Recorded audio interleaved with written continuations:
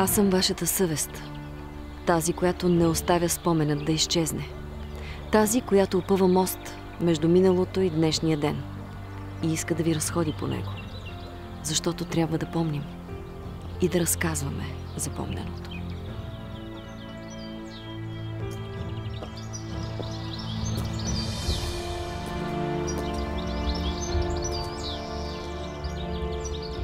Някои гробове нямат нужда от епитафия, защото тези, които лежат в тях, вече са казали всичко за себе си с делата си.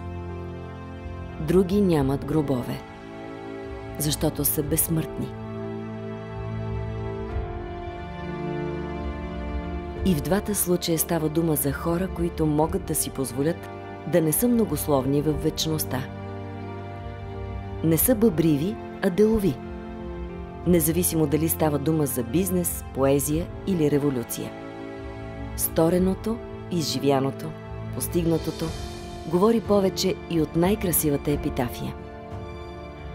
Дела трябват, а не думи, казва българският национален герой Васил Левски, геният на българската революция. Това е монументът, издигнат в София, на мястото, където Левски е обесен от османската власт през 1873 година. 5 години преди освобождението, възстановяването на българската независимост.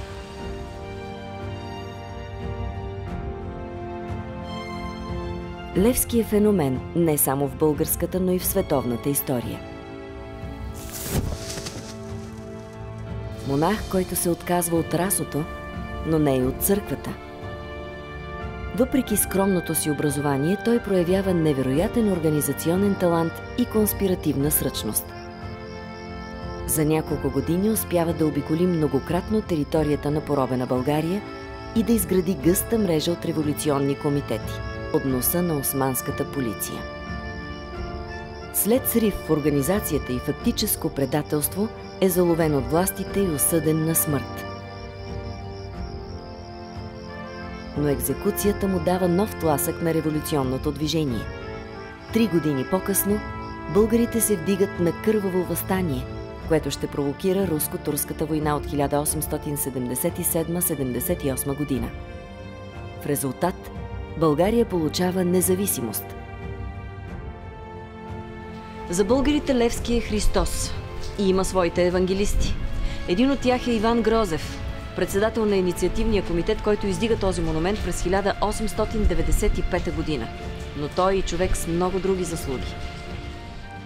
Ние, живите, трябва да пазим спомена за такива личности. Не като епитафия, издълбана в студения камък, а като топъл човешки разказ.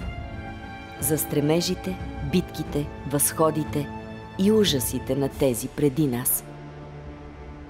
Ще ви разкажа историята на един такъв тих герой. Точно тези, които минават като светли нишки през тъканта на историята и я правят по-смислена и по-здрава. Които използват ръцете си, за да градят с тях тухла по тухла национално съзнание на народа си. Не знаете кой е Иван Грозев. Най-краткият отговор е патриот, съзидател и почтен мъж. Но по-дългият отговор винаги е по-интересен.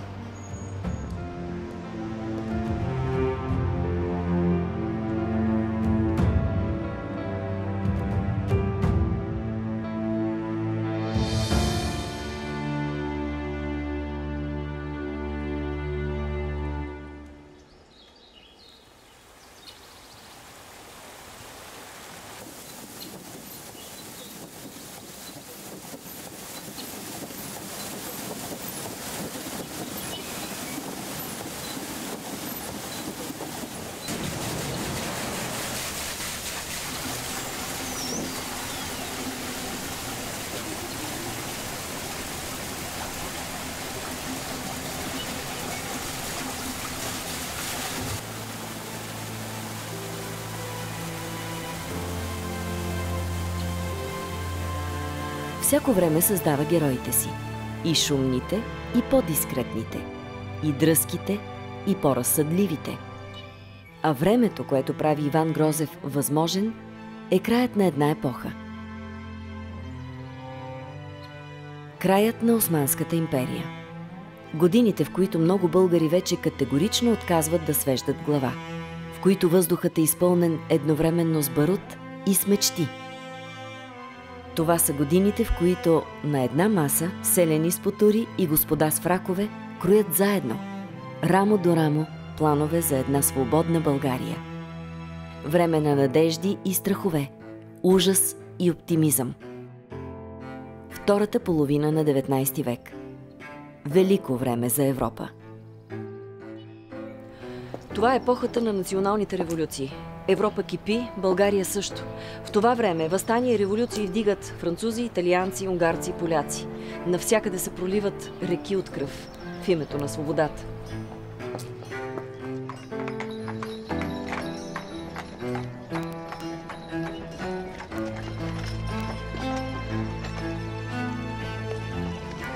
Османската империя, част от която по това време е и България, определено изостава.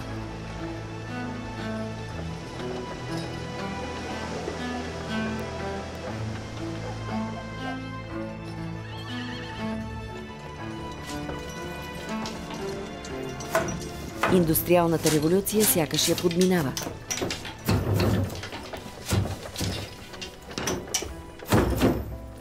Фабриките и дори по-дребните предприятия са съвършенно недостатъчни за огромна империя от 19 век.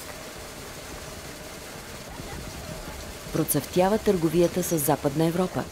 Империята се превръща в суровинен придатък на Англия и Франция.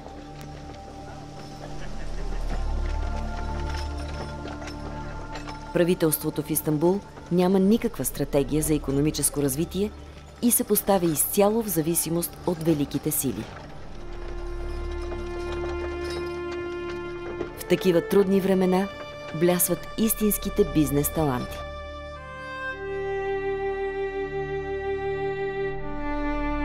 Българинът Добри Желязков, фабрикаджията, основава в Сливен първата в империята текстилна фабрика и става доставчик на платове за османската армия.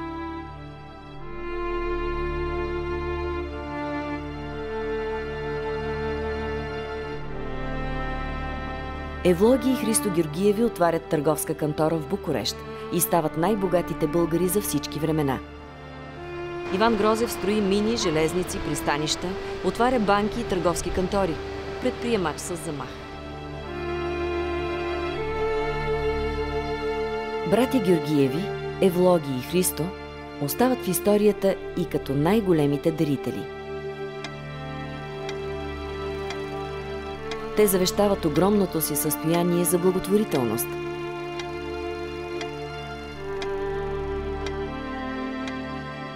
С техни пари е построена сградата на ректората на Софийския университет.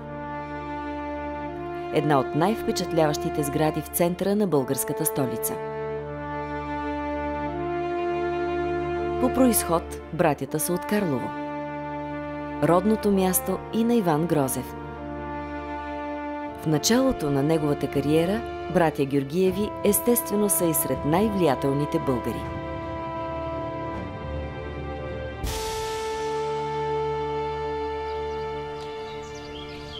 Средата на 15 век. Малко село, прегърнато от Балкана. Сушица, разположена в южното подножие на Стара планина.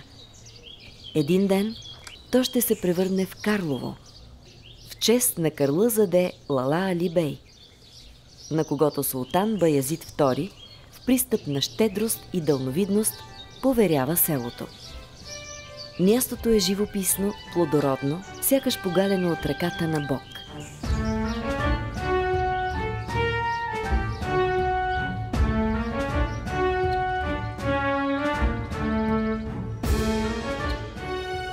И беят не спира да благодари за късмета си.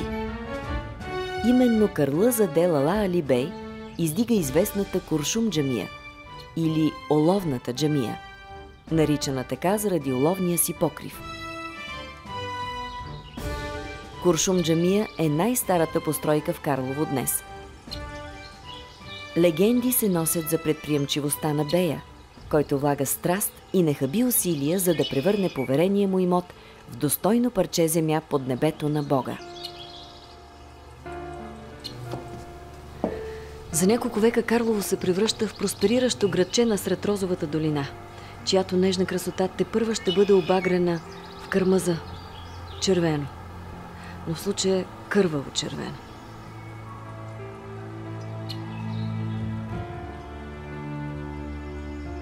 Карлово е градът, където Иван Грозев се ражда през 1847 година в семейството на търговеца от Калофер Петър Грозев и съпругата му Анастасия Лазарова. Майката е роднина на Гешови, една мощна бизнес и дипломатическа династия. Най-известният сред тях, Иван Евстратиев Гешов, е министър-председател на царство България, министър на финансите, управител на Българската народна банка, академик, председател на Българската академия на науките и на Българския червен кръст. Пак в Карлово, но вече през 1837 се е родил бъдещият приятел на Иван Грозев – Васил Левски.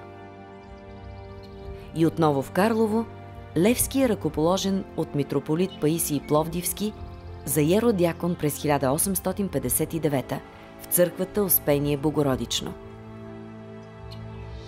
Има такива места, уж обикновени постройки от тухли, камъни, вар, но влезеш ли в тях, сякаш успяваш да чуеш небето по-ясно. Всеки град избира хората си. География и човеци не се събират случайно. През 19 век Карлово е особено място.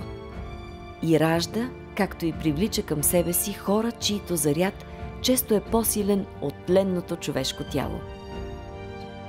В Карлово е роден Ботьо Петков, учител и публицист, баща на всепризнатия български поетически гений и революционер Христо Ботев.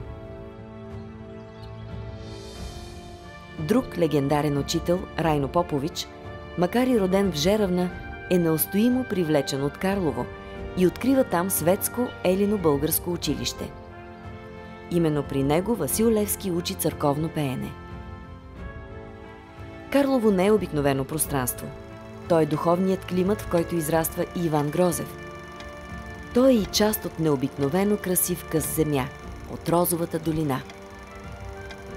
Тук още в средните векове е донесен един много специален сорт роза. Роза дамасцена, роза от Дамаск. От тази роза се произвежда прочутото розово масло, аромат, който и днес може да се усети в най-изисканите парфюми на прочути модни империи.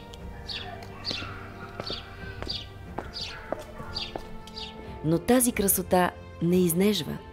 Доказват го родените в Карлово безстрашни мъже. Достатъчно е днес да се разходим из кълдаръмените улички на китния град, да надникнем в дворовете на старите къщи, които пазят усещането за протяжни следобеди и бяло сладко. И да усетим колко магично би могло да бъде едно детство в това градче. Само дето всяка епоха ни кара да порастваме по различен начин.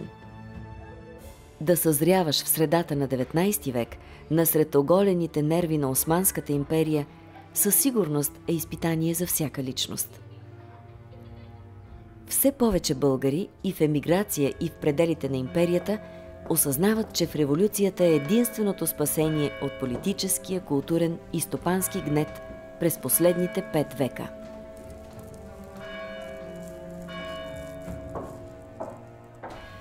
Идеята за общобългарско въстание, което трябва да обедини силите на нацията, вече не е химера. Тя е необходимост. А цената й е безмилостно ясна. Кръв. Много кръв.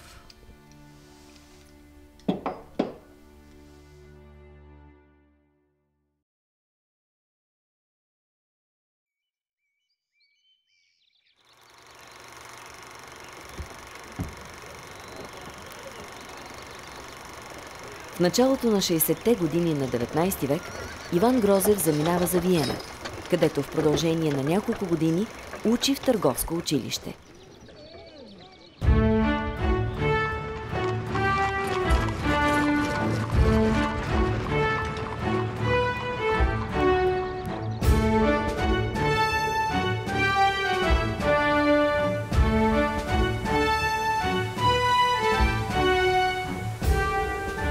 По това време Виена е столица на огромната австрийска империя, в която живеят немци, унгарци, чехи, словаци, италианци, хървати, словенци, украинци, поляци, румънци, белоруси. През 19 век това е най-космополитният град в Европа.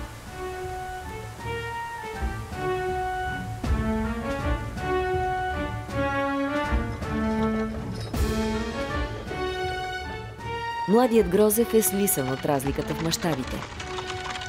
Виена със своите разточителни дворци, достолепни катедрали, изискани кафенета и ресторанти, просторни паркове, опери и театри се различава твърде много от едноетажните къщички, мрачните черкви, опушените механи и суровите гори в родното патриархално Карлово.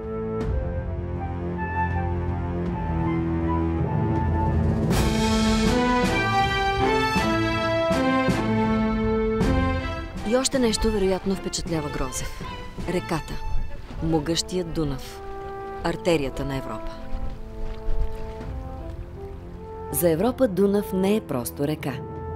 По водите й плават идеи, култура, осъзнати стремежи и бунт. Дунав присъства в лиричния валс на хубавия син Дунав на Йохан Штраус, но един ден ще влезе и в марша Тих бял Дунав, посветен на бунтовниците от четата на Христо Ботев.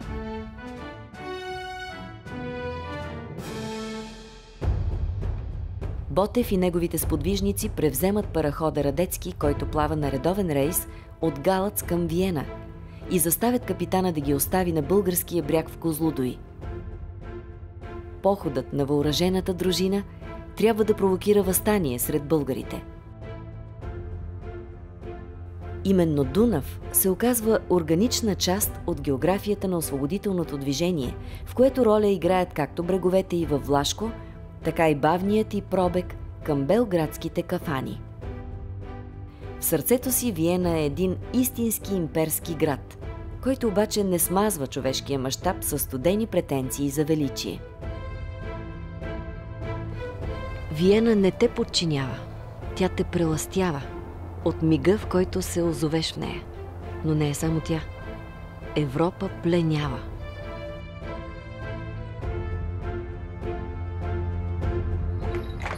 Престоят на Грозев във Виена съвпада с революционния подем в Австрийската империя. Там той става свидетел на бурни политически преобразования. Абсолютната власт на императора е ограничена от Конституция. Националните малцинства получават по-голяма свобода. Политическата карта на Европа по това време се променя ежегодно. Старите империи губят територии, раждат се нови национални държави. Италианецът Джузепе Гарибалди прекосява Италия начело на прочутия поход на 1000-та и дава пример как малък брой добре мотивирани бойци могат да пометат големи армии и да предизвикат мощно въстание. Грозев разбира, че това е пътят и пред българите. Османската империя рано или късно трябва да бъде съборена и да бъде създадена независима България. Грозев не се застоява из виенските кафенета. Насочва се към Белград с твърдото решение да се включи във Втората българска легия. Доброволно паравоенно формирование от български емигранти, което да се бие заедно с Сърбия срещу Османската империя. Малко преди това Белград става столица на младата сръбска държава. Сърбите вече местят държавните си институции в града, но там все още има силен османски гарнизон, който трябва да бъде прогонен.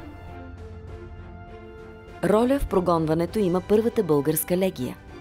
През 1862 в нея се включват 600 младежи и през юли тя участва в боевете с турския гарнизон в Белград. След изглаждането на конфликта между двете страни обаче, сръбското правителство разпуска легията. Но българите сформират Втората легия веднага след смъртта на Раковски, лидерът на Първата. Събрана в Белград през септември 1867, тя осезаемо страда от липсата на политическо ръководство. Общият брой на поборниците не надвишава 200 души. Иван Грозев така и не е приет между тях. Той по рождение е с много крехко здраве. В края на юни 1868 Втората легия, пореден опит за подготовка на командири за българско въстание, е разпусната. Но Грозев няма намерение да стои на страна от въоръжената борба. Той заминава за Румъния. В онази епоха Букурещ и другите големи румънски градове са средища на българската политическа емиграция. Румънското правителство в повечето случаи гледа благосклонно на българското революционно движение. При пристигането си в Румъния, Грозев научава, че четата на Хаджи Димитър и Стефан Караджа са готови да преминат Дунава. Целта на двамата революционери е да преминат през населените с българи земи и да провокират въстание срещу османската власт. Примерът на Гарибалди е заразителен. Грозев вижда в четата поредна възможност да се включи във въоръжената борба за национално освобождение. Но и този път той не попада сред четниците, поради лошо здраве. На 6 юли 1868 четата преминава Дунава и е посрещната от турски войски още при Свищов. Неуспехите на двете български легии в Белград и разгромът на четите, прехвърлени от Румъния, налагат да се смени тактиката. Стратегическият гений на Левски блясва. Още от края на 60-те години на 19 век той е убеден, че е необходимо да се изгради революционен център вътре в българските земи. И се опитва да убеди емигрантските комитети, че едно въстание срещу Османската империя може да разчита на успех, само ако е предварително подготвено от добре организирана вътрешна комитетска мрежа. И Левски, който остава в историята и с прозвищата си Дякона и Апостола, решава сам да се заеме с реализацията на своя замисъл. Левски сам успява да изгради своеобразна тайна българска администрация. И като всяка подобна организация, тя е централизирана. За столица на революцията Левски избира Ловеч, а начело на революционната организация е именно Ловешкият централен комитет, който в някои документи е при Временното правителство на България.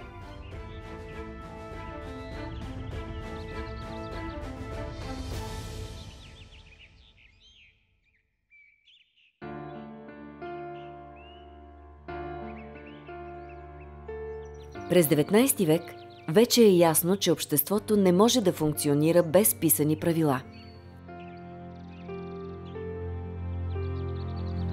100 години след изработването на Конституцията на Съединените щати, почти цяла Западна Европа вече е трансформирала абсолютните си монархии в конституционни. Черно на бяло са описани правата и свободите на човека, както и устройството на държавата. Модерността изисква всяка новоосвободена нация да има свой конституционен закон.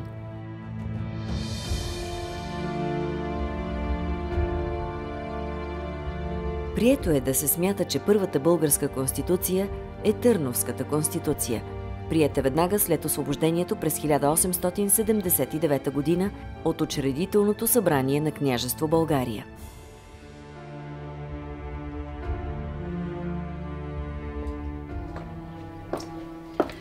Формално историците са прави, но не съвсем. Първата българска конституция е написана от Иван Грозев, няколко години преди Търновската. Нека ви разкажа.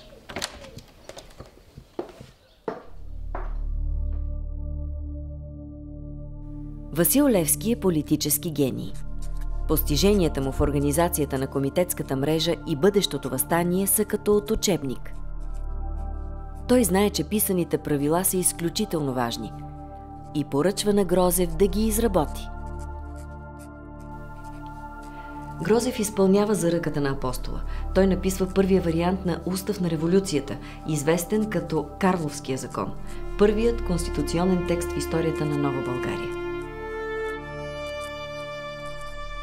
Карловския закон е изпратен в Ловеч и в другите комитети. По-късно Левски го допълва, дописва и развива в окончателен вариант на устав на революционната организация. Тази протоконституция на българите е поставена на обсъждане сред комитетите. Левски разпраща текста и по комитетите, изписана на ръка в специални тефтерчета. Отляво е написан член от устава, дясната страница е оставена празна. Така революционерите могат да направят бележки, да запишат предложения, да изкажат съображения. В устава Левски вписва и прочутия си наказателен закон, който за различните провинения предвижда едно единствено наказание – смърт. Суров и безмилостен закон, който трябва да държи дисциплината на ниво. Спазването му е поверено на шефа на тайната полиция на революционерите – Христо Иванов Големия. Всъщност има едно изключение, което показва, че в цялата си суровост Левски е снисходителен и сърдечен човек. Ако някой в пиянство изкаже нещо от тайната за пръв път, ще му се напомни. Повтором, ще се отстрани от работата ни. Левски знае, че безгрешен е само Бог и умее да прощава. Подготовката на революцията напредва. Грозев става влиятелен. Той започва да подпомага революционните комитети и с пари. Самият Левски разчита на подобна подкрепа. Всъщност, първи той от големите на българската революция достига до прозрението, че за делото трябва да бъдат привлечени заможни люде. Средствата на предприемачи като Грозев са важни за бъдещото въстание. Парите се харчат за купуване на оръжие, както и за издръжката на професионалните революционери. В това време Грозев не спира да ражда това, което днес бихме нарекли бизнес идеи.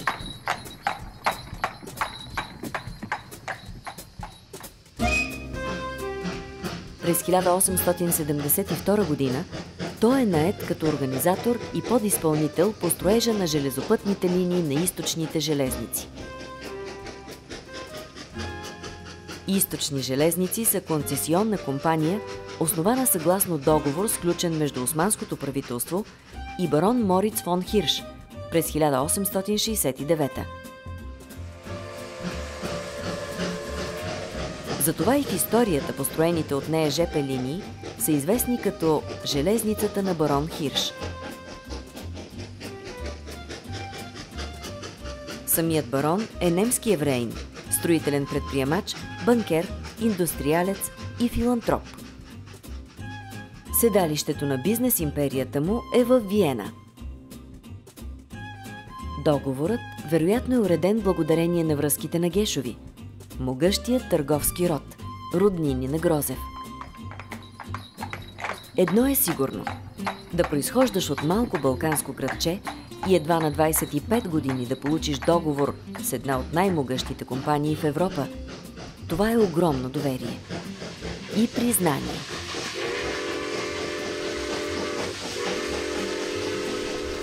Младият Грозев се включва в изграждането на участъци от ЖП линиите на барон Хирш, Цариград Белово и Търново Симеоновград Ямбол. Построените железопътни линии по онова време са с обща дължина 891 км и допринасят значително за икономическото развитие в южнобългарските земи. Но освен това, те са и символ на прогреса, на идеята за принадлежност, която те свързва с по-големия свят. Успоредно с успехите обаче идват и провали. Трагични провали.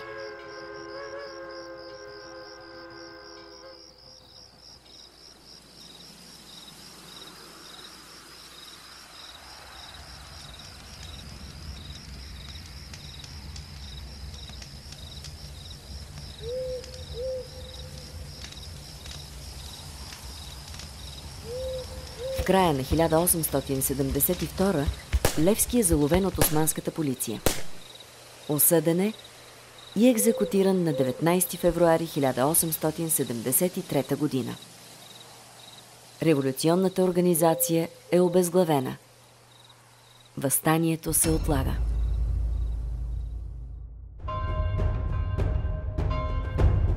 Грозев преживява тежко загубата на приятеля си. Но благодарение на желязната конспирация, наложена от Левски, османската полиция не успява да разкрие комитетите и техните членове, както и спомоществователите им. Властта дори не подозира, че карловският предприемач е част от ефективната революционна машина. Грозев продължава контактите си с революционерите, но и бизнес начинанията си. С приятел от близкия Калофер, Грозев решава да прави необичаен бизнес. Занаятът е традиционен, бизнесът невиждан до тогава. Модерна текстилна фабрика. Заедно с Никола Стрелухов заминават за Бърно в Австро-Унгарската империя. Там Стрелухов се обучава да работи с машини. През 1875 година, с парите спечелени от предприемаческата си работа по железницата на барон Хирш, Грозев открива модерна текстилна фабрика в родния си град. Индустриалната революция стъпва в Карлово, макар и след политическата. И се жени и за Елена, дъщеря на местен търговец. Любов.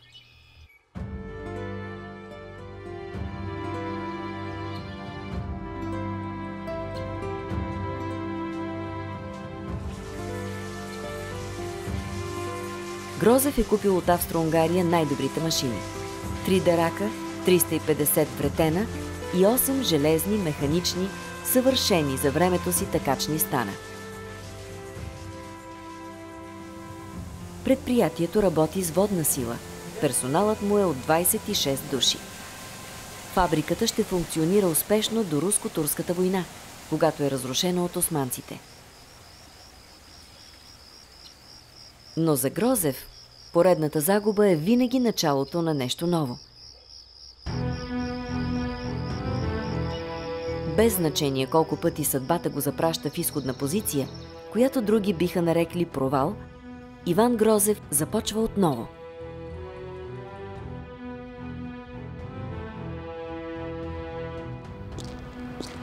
Вината за провала на текстилната фабрика не е на Грозев. Дори не би трябвало да говорим за провал.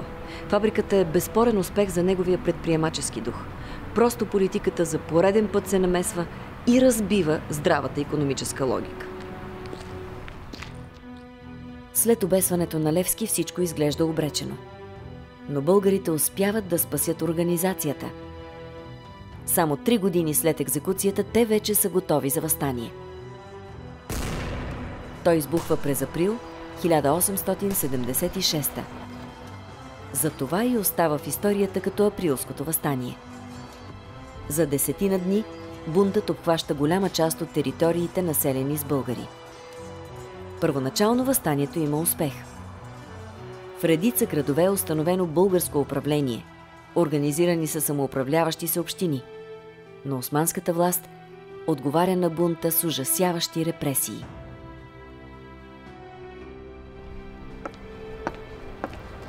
Над 30 000 са избитите българи – мъже, жени и деца. Над 10 000 души са затворени или изпратени в заточение. Над 80 населени места са опожарени напълно. Въстанието завършва с клане. Заради клането Европа поглежда към тези забравени от Бога места. Емблематични фигури като Виктор Юго, Достоевски, Тургенев, Оскар Уайлд, Дарвин надигат глас в защита на българите. Специалният пратеник на лондонския вестник Daily News, американският журналист Джануариас Макгахан, пише ярки статии, които фокусират световното внимание в напълно непознати места като Батак. Потресаващ е репортажът, който Макгахан прави от опожарената църква и потъналите в смърт улици там. Това, което видяхме вътре, бе твърде страшно, ако човек задържеше погледа си. Скелети на мъже с прилепнали към тях дрехи и все още висяща плът, гниещи заедно. Глави на жени, кости на деца и пеленачета, разхвърляни навсякъде. Обиколихме селото и видяхме същото нещо отново и отново, над 100 пъти.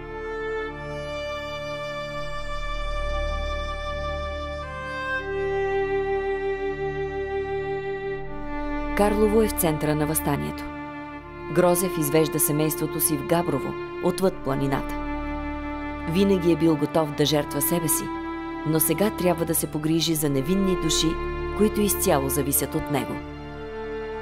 Тази война обръща живота на Карлово и на цяла България и променя света завинаги.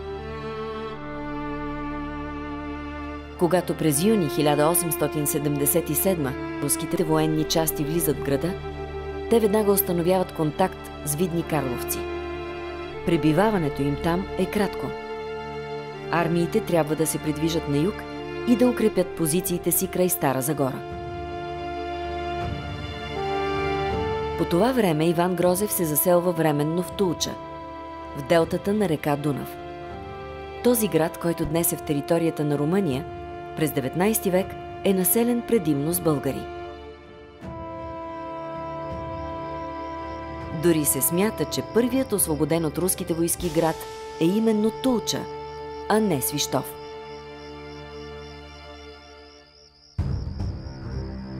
Войната започва противоречиво. След първоначалните си успехи, русите са отблъснати и са изтласкани от османската армия на север. Фабриката в Карлово вече е разграбена и разрушена. Грозев е разорен. През август 1877 той е със семейството си на север, отвъд Стара планина. И това го спасява от жестоката участ на много свои съграждани. В Карлово се отприщва човешка касапница, останала известна в паметта на града като Страшното. В този град и днес се говори за Страшното. Когато тук дошло Страшното, клането на християнското население в Карлово, извършено през 1877 година от османска редовна войска и Баши Бузук. Мюсюлманските сили нахлуват в града и избиват стотици души от елита на Карлово. Свещеници, учители, лекари, търговци, занаятчии.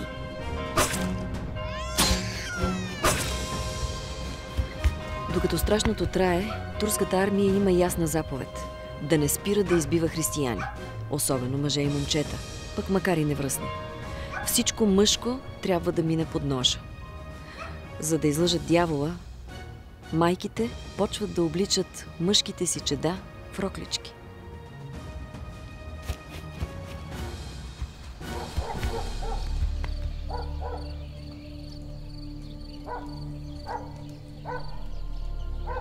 Грозев временно се установява в Свищов. Градът се оказва важен за него. Тази най-южна точка на река Дунав успява да го мобилизира. Свищов винаги ще го държи очарован. С особения си дунавски дух. С усещането за движение, породено от присъствието на реката. Опазил семейството си от погромите, Грозев е готов да продължи. Краят на войната. 1878. България става независимо княжество. През март Иван Грозев се завръща в Карлово. А още на следващия месец е избран за секретар на тамошния градски съвет. За председател е избран Васил Караиванов, първи братовчет на Левски. После самият Грозев става председател. Изборът се провежда в салона на училището, с тайно гласоподаване от карловци. Доверието към Грозев е несъмнено. Градският съвет се справя с всевъзможни предизвикателства от административен и стопански характер в един разорен и бедстващ град. Съветниците дори осигуряват храна за най-бедните, раздавайки им 400 кг жито.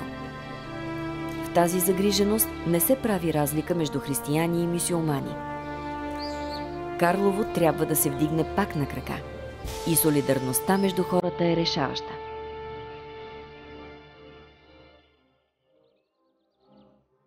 Но Грозев не обича да стои на едно място.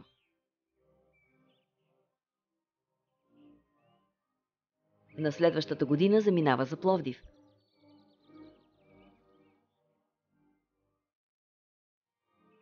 Той познава добре най-стария град в Европа. След Виена, 4 години е работил тук като писар в кантората на фамилията Гешови.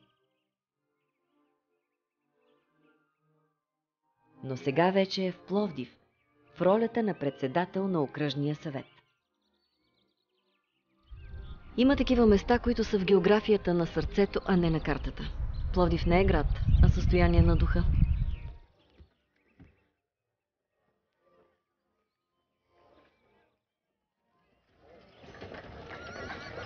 1879. Той отново се мести.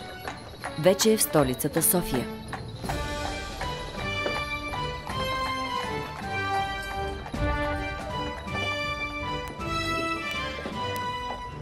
Отваря необичаен за онова време магазин. В него може да си поръчаш каквато и да е стока, дори да не е налична. След седмица тя ще бъде доставена от Цариград или Виена. Тютюн за наргиле Латакия, шоколадови бомбони Демел, всичко. Но разбира се, това изглежда просто като забавление в сравнение с основната дейност, която развива. Той участва в търг за експлоатацията на мината Мошино, край Перник. Това е огромен проект и той го печели.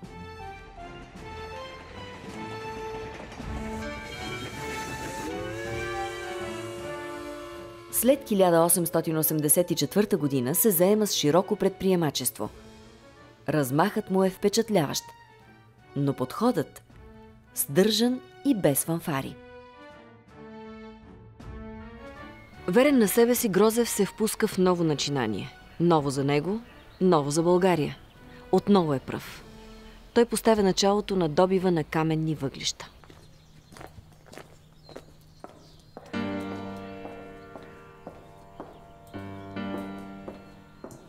Той наема държавната каменовъглена мина в село Мошино, която експлоатира до 1892 година. Според историците, въглищните залежи в Пернишко са познати още от средновековието, но почти не са използвани до Руско-турската война. Местните хора до тогава копаят с кирки въглища за собствени нужди. Наричат ги черния камък. Разквартируваните в София руски части обаче преоткриват находището край Мошино и започват да го експлоатират, за да си осигурят отопление. Още първото българско правителство на Тодор Бурмов прави опит да развие минното дело в района, но начинанието се проваля.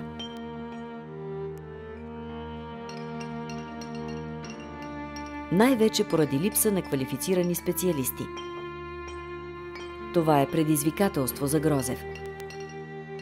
Той сключва концесионен договор с държавата и успява да добие огромните за онова време 106 000 тона въглища.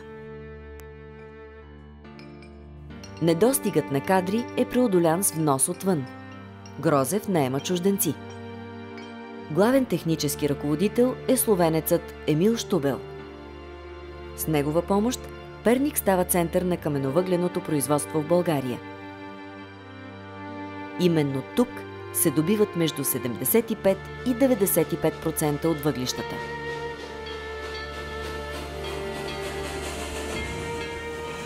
Няма как това изобилие да не даде отражение на хората, които се струпват в Мошино. Казват, че парите не миришат, но това далеч не е така. Парите всъщност ухаят. На изискана храна, на скъпи парфюми, на добри питиета и на още пари.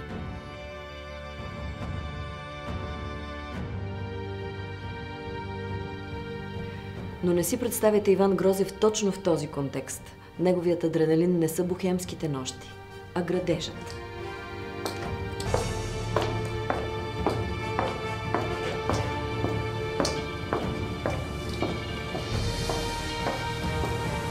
През 1885 година той се впуска в най-рискованото предприемаческо дело на своя живот. Той няма достатъчно опит за него, но пък има вяра.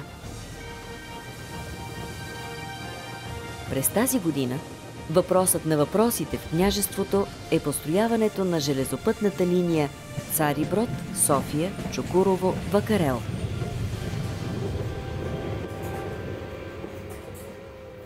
На 31 януари 1885 г. Народното събрание приема закон за железниците в княжество България, според който те са собственост на държавата и се експлоатират от нея.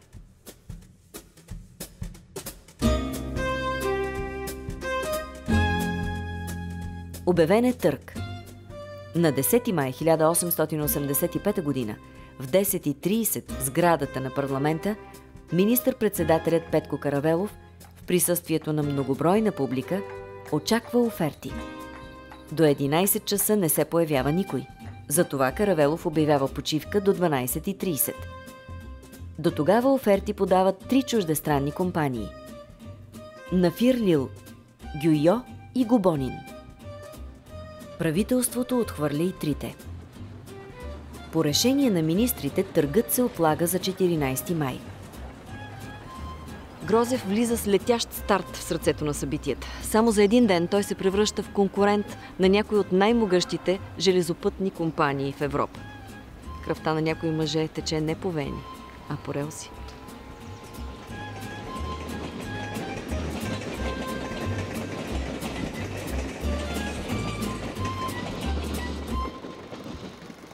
На 13 май, насърчен от министър-председателя Каравелов и директора на Централната банка Иван Евстратиев Гешов, Грозев успява да убеди още 28 търговци и предприемачи да съставят дружество и да участват в търга.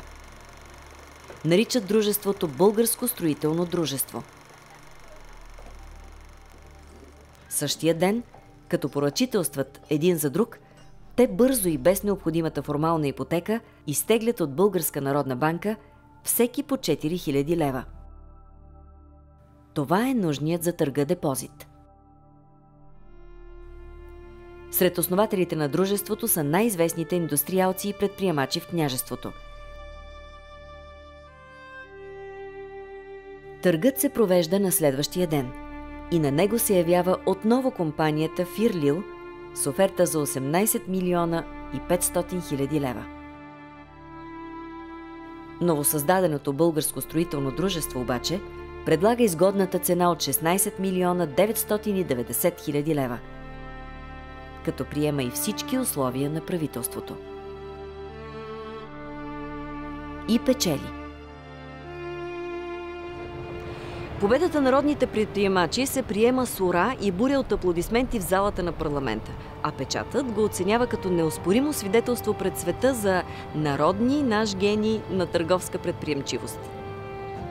Българската преса ликува. Българите дадоха на чужденците да разберат, че тук не е място за гешефтари, хиршовци, поляковци. Срокът за изграждането на линията е 18 месеца. Броени дни след сключването на контракта, дружеството организира първата копка. На тържеството присъства самият княз Александър I, заедно с министри и депутати. Но и проблемите не закъсняват. Първият е, че инициаторите са надценили финансовите си възможности. Първоначално 29-те основатели на дружеството отказват да приемат нови членове, но скоро се разбира, че сами не могат да съберат сумата от 10% за уставния капитал – 1 700 000 лева. Започват и разногласия сред членовете във връзка с назначенията в администрацията и избора на управителен съвет. Грозев взема нещата в свои ръце. С промяна в устава на дружеството той е избран за несменяем председател на управителния съвет.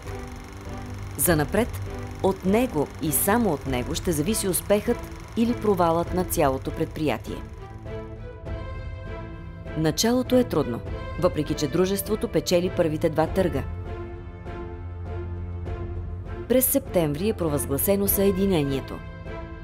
Политическото обединение на княжество България с населената с българи, но останала в пределите на Османската империя източна Румелия.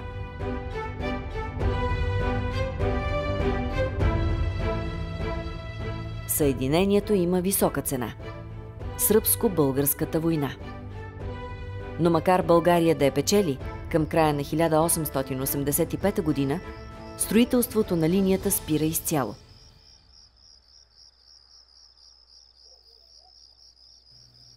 В началото на 1886 година държавната хазна е празна. Правителството не може да плаща свършената работа, нито поръчаните в чужбина материали. Дружеството също няма пари. Съществува опасност договорът с държавата да бъде прекратен и изграждането на ЖП линията да бъде поето от белгийска и германска компания.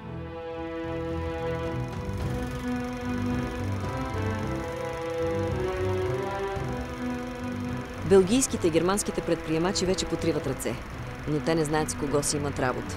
Грозев е решителен и находчив и успява да овладее кризата. Предприемачът ликвидира българското строително дружество и основава друго – Иван Грозев и Сие. Прехвърля на новата структура договора с държавата. Отстранява от стария управителен съвет неподходящите членове.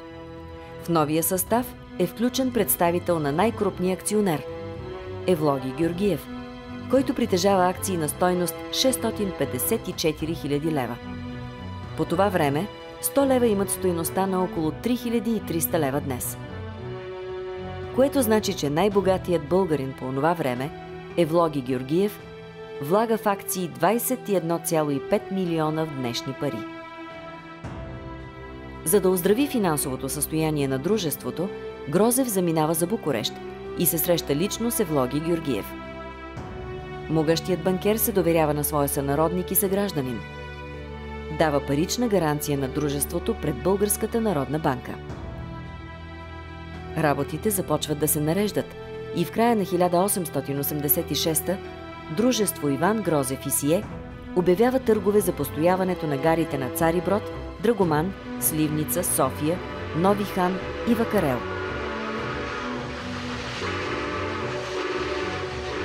От Австро-Унгария и Германия са поръчани част от вагоните и релсите за железницата.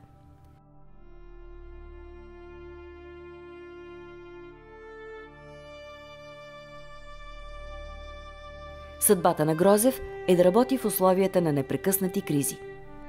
От септември 1885 до лятото на 1887 година държавата, обществото и стопанството преживяват непрекъснати сътресения. След съединението Сръбско-българската война и детронирането на княз Александър I, България попада в международна изолация. Няколко поредни правителства търсят външни заеми, но усилията им се провалят. В преговорите за заеми от Англия и Австро-Унгария участва и Грозев. Той следва и личен интерес. Ако държавата има пари, строежите ще продължат. Но преговорите през 1886 и 1887 година са неуспешни. Тук отново се появява Евлоги Георгиев, който отпуска още 2 заема по 300 000 лева. Но това ще са и едни от последните безоблачни дни между Грозев и Георгиев. Шанс за Грозев и успеха на дружеството е, че министър на финансите става неговият приятел Григор Начович. Новият финансов министър на няколко пъти подпомага дружеството и строителството на железниците. Нещо повече. Когато министър-председателят Стамболов иска да наложи глоба от 100 000 лева на месец на Грозев, задето не е построил линията на време, Начович бламира решението. Министърът дори пише в дневника си: „Съжалявам, че не можах да му помогна още повече. Той беше първият предприемач на железници българин и аз желаях неговия успех за насърчение и на другите“.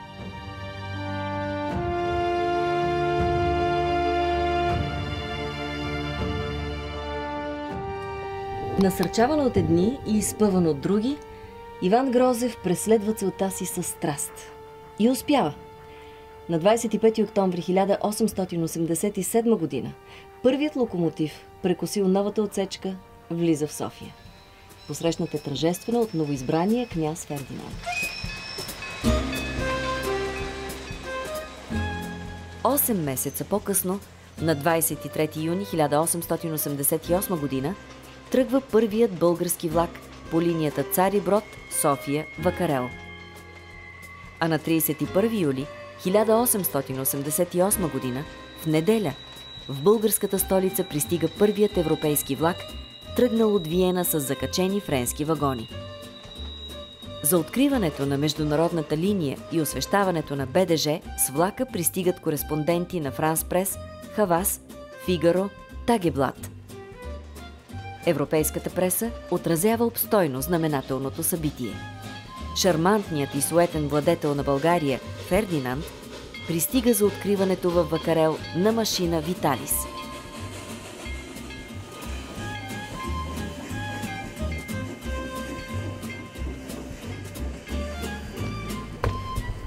Успехът на Грозев е безспорен. Верен на себе си, той се наема с ново предизвикателство. На 16 юли 1894 година той става 17-тият поред кмет на столицата на княжество България – София.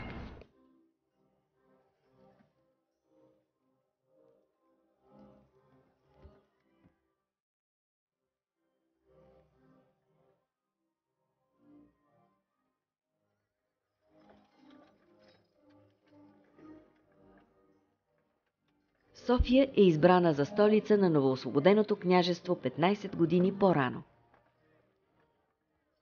Високата чест се пада на един малък ориенталски град, скални улици и малки схлупени къщи.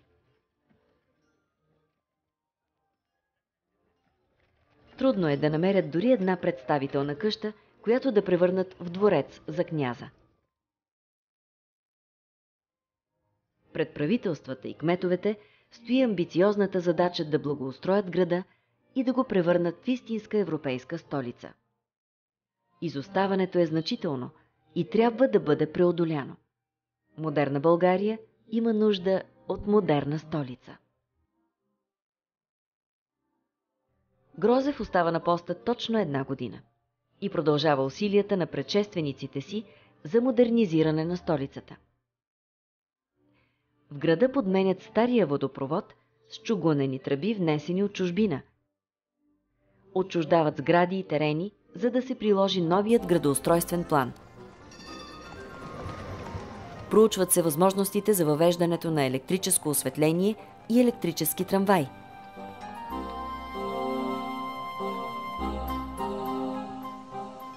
Проектира се нова канализационна мрежа. По времето на Грозев е завършен и паметникът на Васил Левски, монументът на мястото, където е обесен дякона. Решението за издигането му е взето още през 1878 година. Грозев е председател на инициативния комитет. Строежът отнема 16 години. Централният барелефен бронзов портрет на Левски е възложен на виенчанина Рудолф фон Веер и пак виенска фирма изработва канделабрите и веригите около паметника. Официалното откриване е вълнуващо. Грозев вече не е кмет. Церемонията е пишна и включва процесия от църквата Света Неделя, която минава през центъра на града покрай Народното събрание и бавно, тържествено завива към паметника. Както е характерно за него, Иван Грозев помага всичко това да се случи, но остава някак в страни от овациите. Наградата за него в този ден е много лична. Да остави в сърцето на града спомен за приятеля си. Това е първият паметник на Левски в свободна България.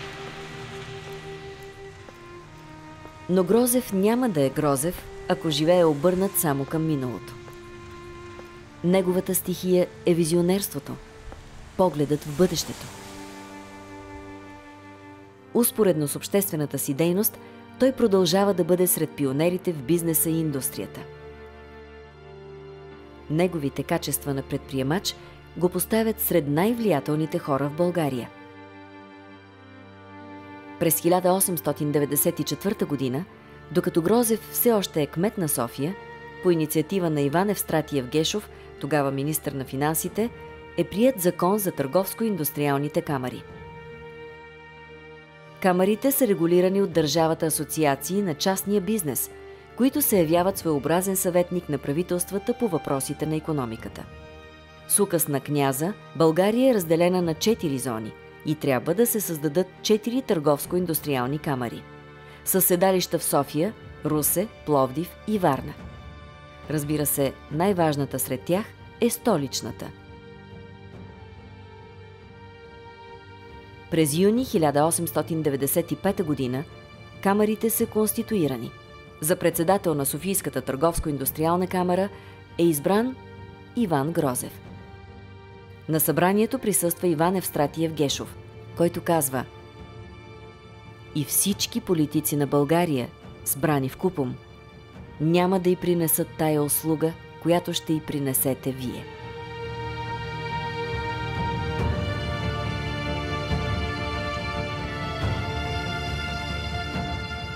Наследник на Софийската търговско-индустриална камара днес е Българската търговско-промишлена палата.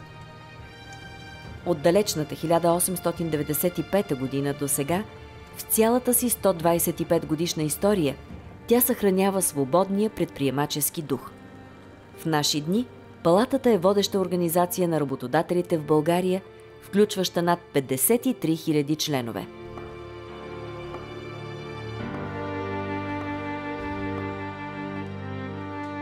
Грозев остава на поста председател на Софийската камара до края на живота си през 1916 година. Повече от 20 години.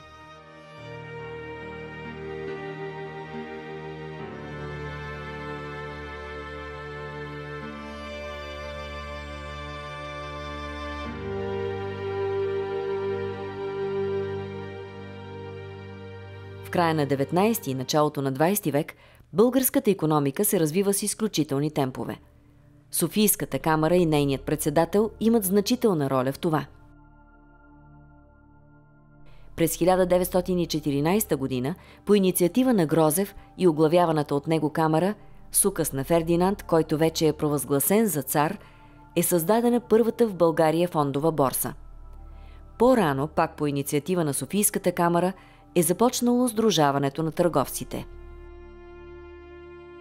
Успоредно с делата на Търговската палата, Грозев участва активно в обществения и стопанския живот. През 1913 година, като председател на Софийската търговско-индустриална камара, той е сред инициаторите за създаването на Софийската мъжка търговска гимназия. Нейни наследници днес са престижните Национална търговско-банкова и Национална финансово-стопанска гимназии, най-големите специализирани средни икономически училища в България.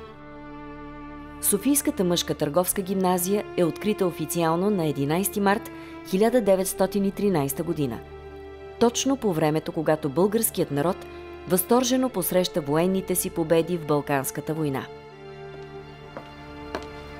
Грозев знае, политическите успехи зависят от икономическата мощ, а икономическата мощ на една държава се изгражда от образовани хора. Затова той подпомага развитието на специализираното икономическо образование в България. В икономическия живот Грозев също е необикновено активен. След 1906 година той влиза в банковия бизнес като акционер и член на управителния съвет на износно-вносна банка. Но по-вълнуващ и драматичен за него е фактът, че участва в строежа на пристанище Варна.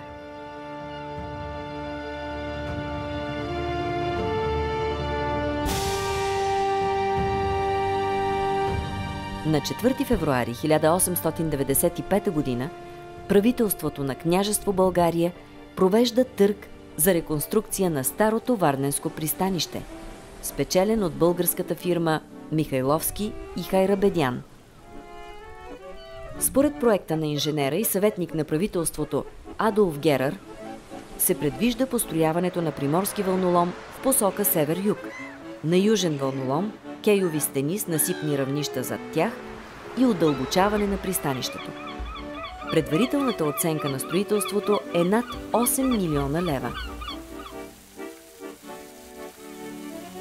След зимните бури на 1899 година обаче, фирмата-изпълнител претърпява сериозни финансови сътресения и почти фалира. Реализация на проекта към онзи момент изглежда непосилна. И отново хладнокръвието и находчивостта на Иван Грозев се оказват от съдбовно значение. Кризите са неговата стихия. Строежът е поет от новосъздадено акционерно дружество с председател Грозев.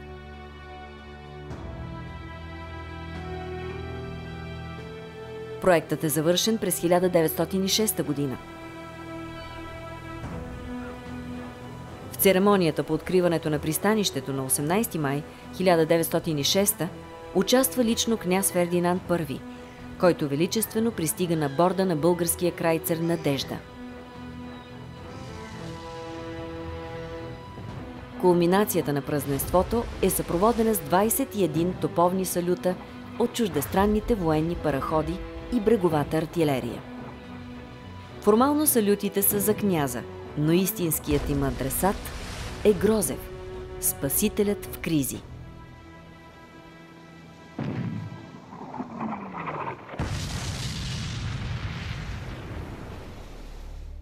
Този динамичен, неспокоен човек, индустриалец и предприемач Иван Грозев има изключително хармоничен брак. Още преди освобождението той сключва брак с Елена Пиронкова. Двамата имат 5 деца – Анастасия, Ирина, Петър, Христо и Мария. 5 деца, за които Грозев се грижи през целия си живот. Не само за добруването, но и за оцеляването им. Съвсем буквалното физическо оцеляване. Най-голямото дете, Анастасия, е едва на годинка, когато в Карлово започва страшното.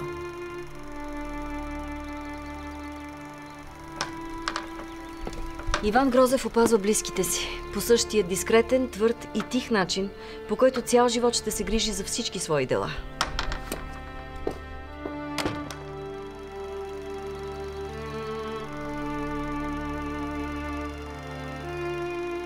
Жените от рода на Иван Грозев. От тези портрети ни гледат дами, облечени като за изискан парижки салон, с буфан ръкави, с фини дантели и тежки материи. С онзи тип елегантност, която всъщност не може да се купи с пари, защото е повече въпрос на стил, отколкото на преходна мода. Смело и спокойно гледат тези жени, с ненатрапчива решителност и с увереност. Техният истински финес се състои в умението да запазваш самообладание във всяка една ситуация.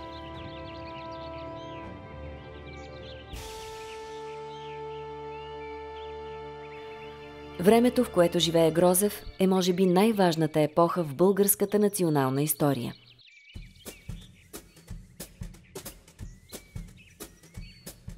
Това е време на всестранен политически, стопански и културен подем. Първо революцията, войната за освобождение, а после и строителството на модерна България.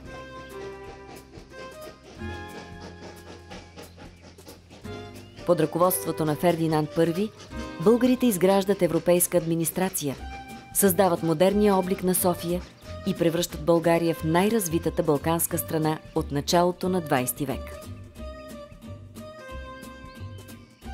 А столицата, откално и забравено от Бога място, се превръща в град с изискана атмосфера.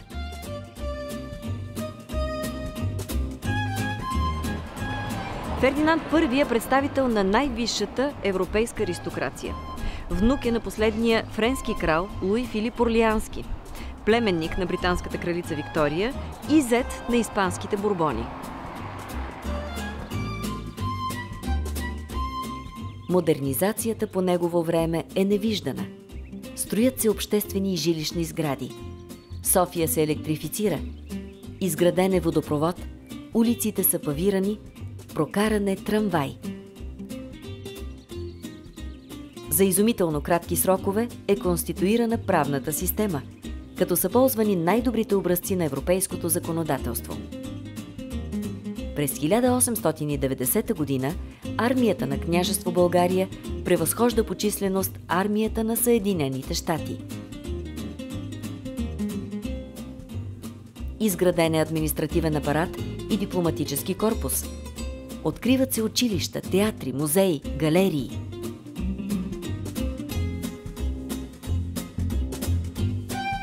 Емблематичните сгради в София, които и днес придават виенско очарование на града, са планирани и строени именно по времето на Фердинанд I.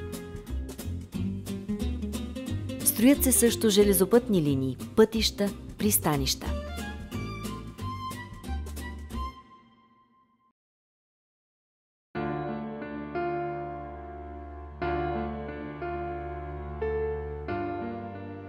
Фердинанд е противоречива фигура в българската история, най-вече заради военните си поражения и последвалите национални катастрофи. Но успехите му в модернизацията на България са неоспорими. И тези успехи се дължат на хора като Иван Грозев. Хора, които един техен съвременник сполучливо нарича строители на съвременна България. Сред тях се открояват съдбите на трима от най-богатите и прогресивни мъже на княжеството – Евлоги Георгиев, Иван Евстратиев Гешов и Иван Грозев. До последния си дъх Грозев мечтае и работи за по-добро бъдеще, за онази България, която чертае в главата си и усеща в сърцето си още от най-ранните години в живописното Карлово. Иван Грозев минава през света без да търси ненужно внимание. Но стъпките му кънтят и до днес. Защото стъпките на някои хора проправят пътища или железопътни линии. Грозев не умира на бойното поле. Не оставя костите си по скалите след някоя битка. Те са почтително и дълбоко заровени в българската земя. Като корени на надеждата. Като семена на едно бъдеще, които могат да покълнат, ако си спомним какво носят в себе си. Аз съм вашата съвест. Тази, която няма да остави семената на спомена да умрат.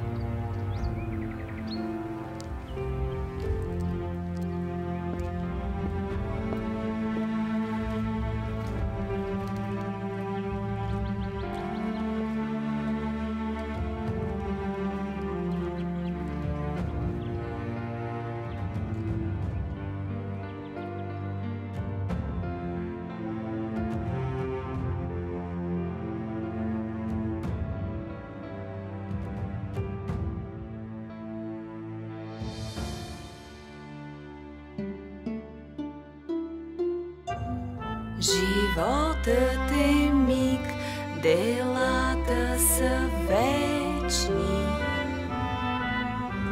С любов да дадеш живота си скъп. Мечта да постигнеш, давайки всичко. За други да мислиш вечно на път. Да виждаш напред, да градиш неуморен. През мъки и смърт живот да твори.